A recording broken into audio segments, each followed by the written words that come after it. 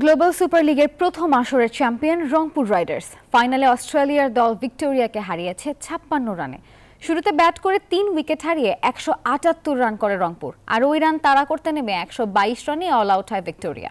২০১৭ সালে BPL champion হওয়ার পর আবারও শিরোপার স্বাদ পেল বাংলাদেশের সবচেয়ে ধারাবাহিক এই ফ্র্যাঞ্চাইজিটি। প্রথমবার দেশের বাইরের কোনো ফ্র্যাঞ্চাইজি টুর্নামেন্টে বাজিমাত রংপুর রাইডার্সের। গ্লোবাল সুপার লিগে প্রথম আসরেই চ্যাম্পিয়ন বাংলাদেশের প্রতিনিধিরা।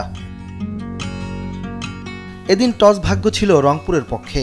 ব্যাট করতে নেমে শুরু থেকেই আক্রমণাত্মক ভঙ্গিতে খেলতে থাকেন দুই ওপেনার স্টিভেন টেইলর ও সৌম্য সরকার।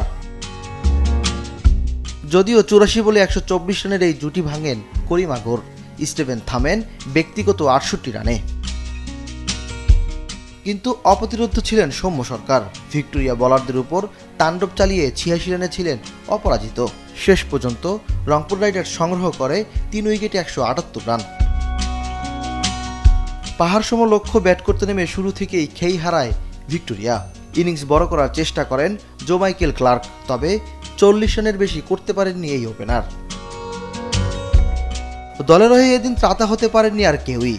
সবাই যোগ দিয়েছিলেন আসা যাওয়ার মিছিলে। শেষ পর্যন্ত ক্রিকেট ভিক্টোরিয়ার ইনিংস থামে ১২২ রানে। রংপুর রাইডার্সের হয়ে ৩ উইকেট নেন হরমত সিং। এছাড়া ২টি করে উইকেট নেন শেখ মাহাদি, রিশাদ হোসেন ও সাইফ হাসান।